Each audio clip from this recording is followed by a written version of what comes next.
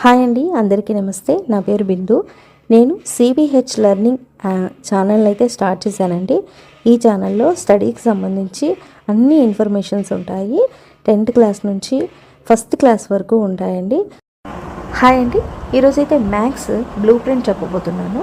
ఇక్కడ మనము మ్యాథ్స్లో టోటల్గా ఎన్ని క్వశ్చన్స్ రాయాలి అంటే 33 క్వశ్చన్స్ ఉంటాయి. 1 మార్క్ క్వశ్చన్ అయితే 12 ఇస్తారు, 12 మార్క్స్. 2 మార్క్స్ క్వశ్చన్స్ 8 ఇస్తారు, 8 to 16 మార్క్స్. అలాగే 4 మార్క్స్ క్వశ్చన్స్ అయితే మనకు 8 ఇస్తారు, 8 4 32. 5 మార్క్స్ క్వశ్చన్స్ ఏ క్వశ్చన్కి ఆ క్వశ్చన్కి ఇంటర్నల్ చాయిస్ ఉంటుంది, అందువల్ల 10 ఇస్తారు. మనమైతే ఏ క్వశ్చన్కి ఆ క్వశ్చన్ ఇంటర్నల్ చాయిస్ ఉంటుంది కాబట్టి 5 అయితే రాయాల్సి వస్తుంది.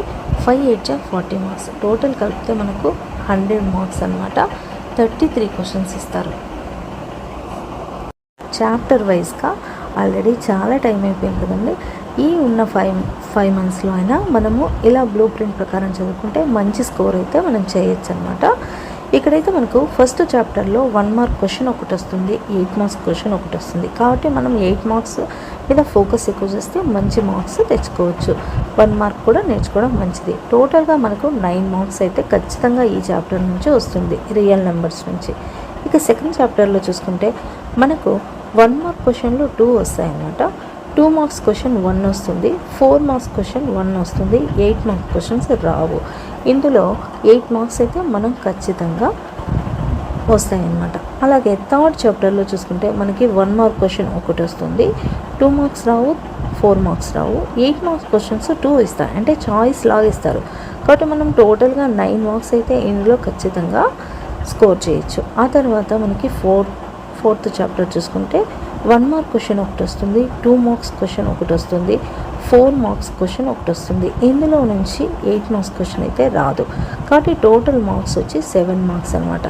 అలాగే ఇంకా 5th చాప్టర్ చూసుకుంటే మనకి 1 మార్క్ క్వశ్చన్ ఒకటి వస్తుంది, 4 మార్క్స్ క్వశ్చన్ ఒకటి వస్తుంది, 8 మార్క్స్ క్వశ్చన్ ఒకటి వస్తుంది. ఇక్కడ కూడా మనం చాయిస్ చూడొచ్చు. కాబట్టి టోటల్గా మనకు 8 + 4 12, 12 + 1 13 మార్క్స్ అయితే ఇందులో నుంచి ఖచ్చితంగా వస్తాయి. ఇక్కడ మనము 6th చాప్టర్ తీసుకుంటే 1 మార్క్ క్వశ్చన్ ఒకటి వస్తుంది, 2 మార్క్స్ క్వశ్చన్ ఒకటి వస్తుంది, 8 మార్క్స్ క్వశ్చన్ ఒకటి వస్తుంది. ఖచ్చితంగా 11 మార్క్స్ అయితే మనం స్కోర్ చేయొచ్చు.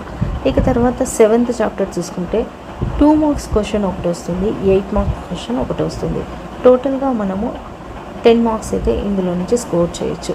ఆ తర్వాత 8th చాప్టర్లో 1 మార్క్ క్వశ్చన్ ఒకటి, 2 మార్క్స్ ఒకటి, 4 మార్క్స్ ఒకటి, టోటల్గా 7 మార్క్స్ అయితే తీసుకోవచ్చు. ఆ తర్వాత 9th చాప్టర్ 1 మార్క్ క్వశ్చన్ ఒకటి వస్తుంది, 2 మార్క్స్ ఒకటి వస్తుంది, 4 మార్క్ అయితే రాదు, 8 మార్క్స్ అయితే ఒకటి వస్తుంది అనమాట. టోటల్గా కలిపితే మనకు 11 మార్క్స్ అయితే ఇందులో నుంచి స్కోర్ చేయొచ్చు.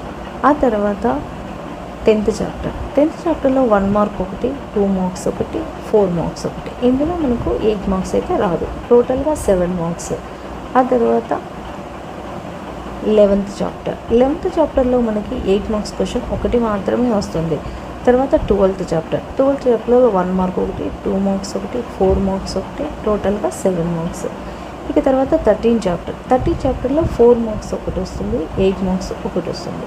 టోటల్గా మనకైతే 12 మార్క్స్ అయితే ఇందులో నుంచి వస్తాయి. ఇక్కడ 8 మార్క్స్ అనేది చూడండి, అది కూడా చాయిస్ ప్రకారంగా వస్తుందన్నమాట.